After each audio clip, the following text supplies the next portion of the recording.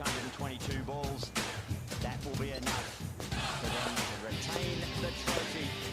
Players taking their positions in the field.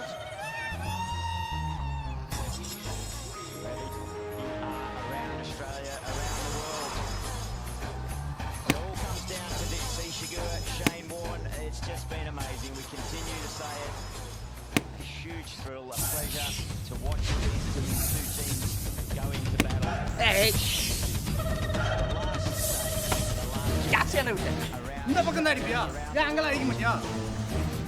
It all comes down to DC Shigur.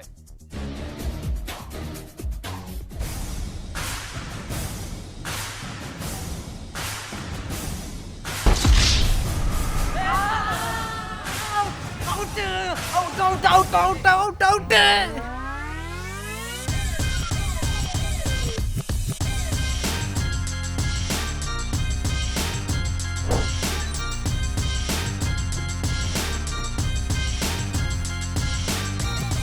DRS அப்படின்னு என்னன்னு கேட்டிங்கன்னா decision review system, அதுதான் இதுக்கான அர்த்தம். அதாவது இது எதுக்காக யூஸ் பண்ணுவாங்க அப்படின்னா கிரிக்கெட் விளையாடுறப்போ பிச்சில் அம்பையர் எடுக்கிற டிசிஷனை ரிவ்யூ பண்ணுறதுக்காக. அதாவது இப்போ மேட்ச் நடந்துருக்குன்னு வச்சுக்கோங்களேன், பேட்டிங் ஆடுறப்போ இல்லை பவுலிங் போடுறப்போ அம்பையர் எடுக்கிற டிசிஷனில் உங்களுக்கு சந்தேகம் ஏற்பட்டுச்சு அப்படின்னா அப்போ தான் இந்த DRS எடுப்பாங்க. அதாவது இப்போ இருக்கிற காலகட்டத்தில் DRSக்கான அர்த்தம் என்னன்னு கேட்டிங்கன்னா எல்லாருமே சொல்கிறீங்க தெரியுமா?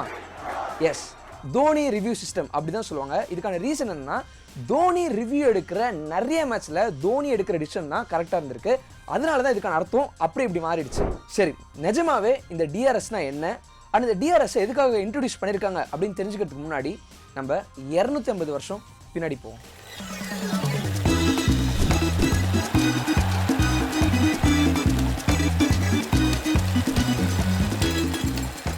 இந்த மாதிரி ஆளுங்க ஸ்டெம்பை ஃபுல் கவர் பண்ணி விளையாடுறதுனால தான் LBW அப்படின்ற ரூலே கொண்டு வந்தாங்க. இதுக்கான அர்த்தம் என்னன்னு கேட்டிங்கன்னா லெக் பிஃபோர் விக்கெட். இது வந்து 1774 கொண்டு வந்தாங்க.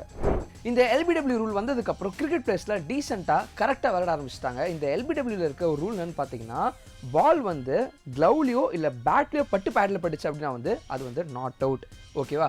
ஆனால் எல்லா டைமுமே இந்த பால் வந்து பேட் க்ளவுவில் பட்டு பேட்டில் படுதா அப்படின்றத அக்யூரேட்டாக சொல்லிட முடியாது. என்னதான் அம்பையர் வந்து நின்று குனிஞ்செல்லாம் பார்த்து சொன்னால் கூட அவங்களால அது அவ்வளோ அக்யூரேட்டாக சொல்லிட முடியல. ஸோ இதுக்காக அவங்க ஹாட்ஸ்பாட் டெக்னாலஜி அப்படின்னு சொல்லிட்டு ஒன்று கொண்டு வந்தாங்க. அந்த டெக்னாலஜியில் வந்து பார்த்தீங்கன்னா இன்ஃப்ராரெட் இமேஜிங் வந்து யூஸ் பண்ணிட்டு இருந்தாங்க. அது பார்க்க இப்படி தான் இருக்கும். அதாவது ஒரு பால் வந்து பேட்டில் படும்போது ஏற்படுற ஃப்ரிக்ஷனால ஹீட் ஜென்ரேட் ஆகும். அதை வச்சு பால் வந்து பேட்டில் பட்டிருக்கா இல்லையா அப்படின்றத கண்டுபிடிச்சிருவாங்க. ஆனால் இதில் என்ன தெரியுமா ஒரு பிரச்சனை, அதாவது இந்த கிரிக்கெட் பிளேஸ்ல இருக்காங்களா அவங்களோட பேட்டில் வந்து சில ப்ரொடெக்டிவ் ஷீட்ஸ் யூஸ் பண்ணுவாங்க. அது பேர் வந்து ஸ்கஃப் ஷீட் அப்படின்னு சொல்லுவாங்க. அந்த ஷீட்டில் வந்து பால் வந்து எட்ஜ் ஆயிடுச்சு அப்படின்னா வந்து அந்த டெக்னாலஜினால அவ்வளோ அக்யூரேட்டாக இமேஜை கொடுத்துட முடியாது.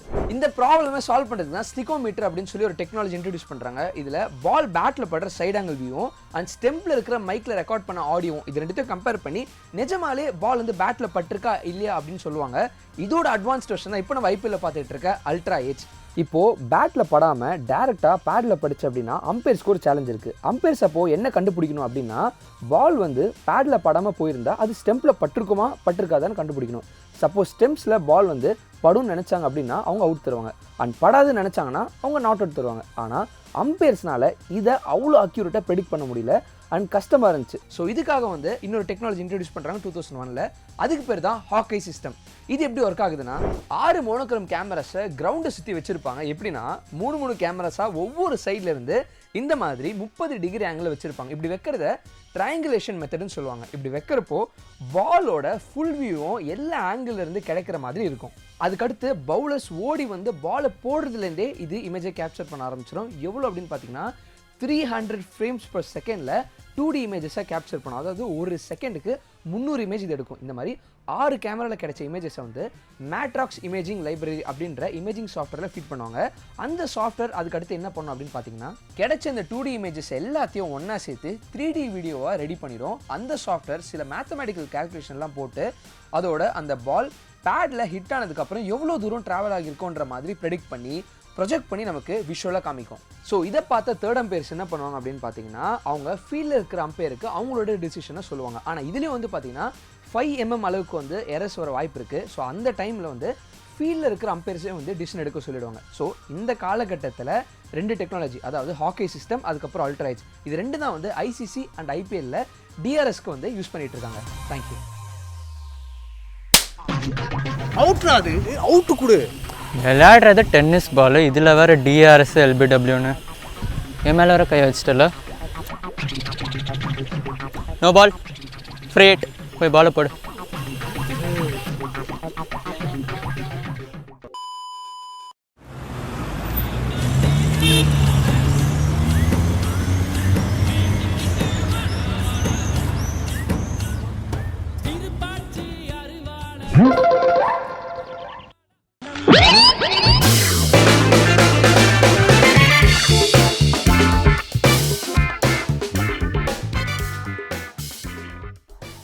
இது காரணம் என்னன்னு பார்த்தீங்கன்னா இந்த டீ கிளாஸ் தான். இந்த டீ கிளாஸ் கிளாஸில் ஆனது அப்படின்றதுனால இதோட வாய்ப்பகுதியை பார்த்தீங்கன்னா கர்வ்டாக தான் இருக்கும். இதனாலே இப்போ இந்த கிளாஸை இப்படி ஊற்றும் போது இந்த டீ வந்து அந்த கர்வ்டு சர்ஃபேஸில் வழிஞ்சு வருது நீங்கள் பார்க்கலாம். இதுக்கு பேர் தான் குவாண்ட் எஃபெக்ட். இந்த குவாண்ட் எஃபெக்ட் வச்சு தான் நிறைய இன்ஜினியர்ஸ் F1 கார் அப்புறம் ஏர்கிராஃப்டில் டிசைன் பண்ணுறாங்க. ஆனால் இந்த குவாண்ட் எஃபெக்ட் சயின்ஸ்லாம் நம்ம டீ மாஸ்டருக்கு தெரியாது. அவர் தெரிஞ்சதுலாம் என்னன்னு பார்த்தீங்கன்னா கிளாஸ் எப்படி எடுத்து பக்கத்தில் ஊற்றினா வழிஞ்சு வந்துடும். இதுவே வந்து தூரத்தில் வச்சு ஆற்றினா வழியாது, அவ்வளோதான். ஸோ இவ்வளோ பெரிய குவாண்ட் எஃபெக்ட் கற்றுக்கிறதுக்கு சாதாரண டீ கிளாஸ் இருந்தாலே போதும். ஸோ இதனால் நான் என்ன சொல்ல வரேன்னா, உங்கள் வீட்டில் இருக்கிற சின்ன சின்ன பொருட்களை வச்சு சயின்ஸை ஆக்டிவிட்டி பேஸ்டாக கற்றுக்கிட்டா எப்படி இருக்கும், இதுக்காக நாங்கள் உருவாக்குனது தான் ஸ்கில் டெவலப்மெண்ட் ஒர்க் ஷாப். இது வரப்போகிற வீக்கெண்ட் வந்து நாங்கள் ஃப்ரீயாக கண்டக்ட் பண்ண போகிறோம். ஸோ மறக்காமல் கீழே டிஸ்கிரிப்ஷனில் இருக்க லிங்கை கிளிக் பண்ணி ரெஜிஸ்டர் பண்ணுங்கள். நன்றி.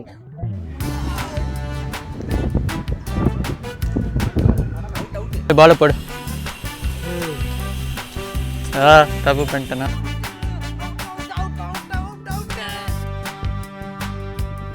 ஒரு பாலும் வந்து முக்கியமான பேட்ஸ்மேனே கூட